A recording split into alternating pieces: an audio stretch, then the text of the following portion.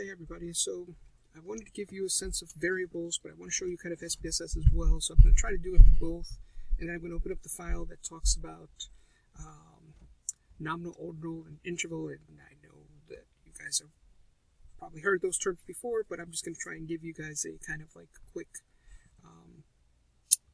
update on this kind of stuff, and then hopefully the readings will work, and this will all work out fine at the end.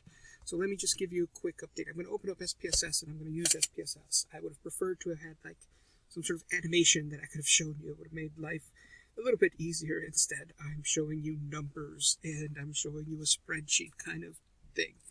But here's what we have. So when you open up SPSS, you'll have the following page open up. This is how it opens up. You could get the files that you want directly from here if you've already had the files there. You can say, oh, create a new data set. I usually just close this window right there.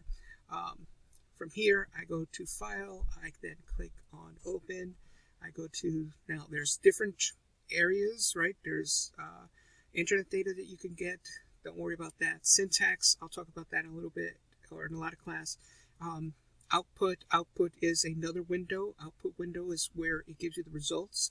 The syntax is actually the way in which it programs, right? All programs are like when you're looking at these click, right? What you're clicking at is the actual program. Write this program for me. So let me just open up data. I'm going to give you something similar to this, but not as big as this one. So I'm going to truncate this file quite a bit for you guys, but this is basically what you get when you open up that file. And what I have here, in this particular case, my SPSS opened up to, if I look at the bottom, you see this yellow highlight here. It's the variable view. Well, what is the variable view? Well, it's giving me the view of how my data set is created, what's in this data set. And in this data set, this is IPUB's data set from 2015 to 2019. This is the Integrated Public Use Microdata Sample, and it is this particular data set from 2015-2019 is based on the American Community Survey, which is taken yearly. Now, you also have, this is based off of the U.S. Census long form, and between 1850 and all the way through 2000, it was collected every 10 years. After 2000, the U.S. Census began to collect a smaller sample from 2001, 2002, basically to try to get a sense of if they can collect U.S. population, at least big enough sample of the U.S. population so they can imitate the long form that they were using in the decennial census, right? The decennial census is the census we have to take every 10 years. So, which is in the U.S. Constitution.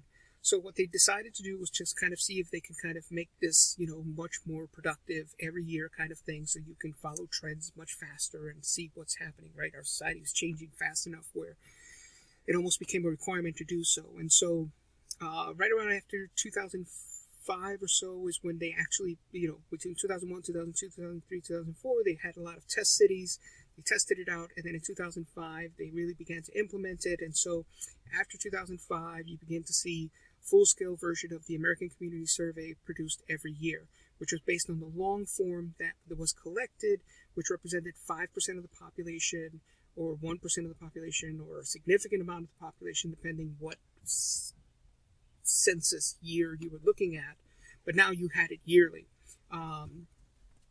It's still a sample, so it's a sample of the U.S. population. There's ways in which we deal with samples. Usually we weight them, and I'm going to talk about weights and adding a weight to this. Don't overthink this for now. Just understand that I'm going to give you an idea of what to do next. But this is what it is, and basically it's just an information about, so for example, it has the variable year, sample. If you come over here, I'm going to stretch this out a little bit so you can see the labels, right? This is the variable name, and this is the variable label. This is what the variable is, and this is what the variable is identified as. So for example, the year is the variable. It means census year. The sample is the variable. It's the IPUB sample identifier. It's specific to IPUBs. The serial, right, is the household serial number. The CB serial stands for the original Census Bureau household serial number. That's the original number that so the IPUBs is done by the University of Minnesota, which is an institution that has taken every census, every one of these data sets that it represents, like the census year or a decennial census long form, and has tried to integrate them so that you can do historical analysis from one year to the other, because every year the questions change a little bit. So this is their way of kind of aligning them from one decade to the other as best they can. Now, this is not what the U.S. Census does. The U.S. Census produces what is known as the public use microdata sample, not the integrated public data sample. And so they have an original Census Bureau number, and that's what this number represents. The household weight was what I was telling you, the sample that usually, this is the sample that represents for the households. If you're doing household level analysis, this is where you would be focusing on, and I'll talk about level of analysis in a future date. Household types, right? Household clusters or variant estimations, the state identification number, the county identification number, population weighted density, metropolitan status, the metropolitan area. If we come over here to where it says values, this is where we get the categories within each variable. So for census year, which is obvious, right? 1850, 1860, 1870, 1880, 1900, 1910, 1920, 1940, 1960, 1970, 1980, 1990, 2000, 2001. That's what changed, right? I told you it would change. 2002, 2003, 2004, 2005, 2006. So that's the variable categories, right? If I go to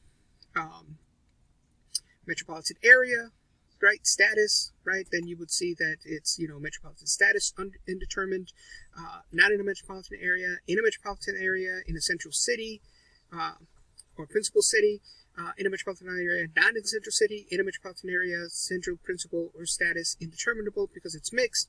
And basically what happens there is that metropolitan areas are these big, huge, they're not cities. Cities are cities. Cities are what, you think of when you think of city. So if you're thinking about the city of Boston, it's the city of Boston itself, right? Boston makes a great example of this because you know that it's surrounded by other smaller cities that make up the greater Boston area, right? Well, then you also have the Boston metropolitan area that actually covers like actual counties, right? The counties actually cross states in this case and tap into New Hampshire and almost into Rhode Island. And so, almost, not quite, but it taps into these other areas. If you look at like the metropolitan area of New York City, metropolitan area of New York City includes counties that are in Connecticut, in New York, and in New Jersey, right? It's a huge, huge metropolitan area that incorporates all those different counties. The city of New York, right, is just in New York, and it's just the 5 boroughs. So that's the principal city, right? That would be called the principal city. New York City would be the principal city. In there you have, the 5 boroughs, which is the Bronx, Brooklyn, Queens, Manhattan, and of course Staten Island. Queens is actually Queens County, but Brooklyn is Kings County, and I believe Staten Island is Richmond County. So there's this kind of like, the counties identify the metropolitan areas and so on. So this is one of these little things that you need to kind of like understand about data that's going to make that you don't need to know this for right now. Don't have to worry about this, but these are the kinds of things that you eventually learn about your own data sets and how you manage and work through these data sets. Now, let me just give you real quick, right? So here we have the variables, right? And variables are characteristics that exist from one thing to another, depending on the subject that you're studying. So most of the times we think about our subjects as human beings. Like most of us think of them as people. So for example, when we talk about people, they have, sex or a gender, right? They have an age. They might have a marital status. They have race, right? They have birthplace. They might have a job. These are all things that they have an education level. These are all things that each person has and that we can then, identify what categories that they belong into. So this is what variables are. Variables are basically this, characteristic that exists that varies from person to person, right? So let me go to the data view. Watch my mouse coming down to the bottom here, and I'm going to highlight the data view. This is the actual data view. Each one of these lines, right,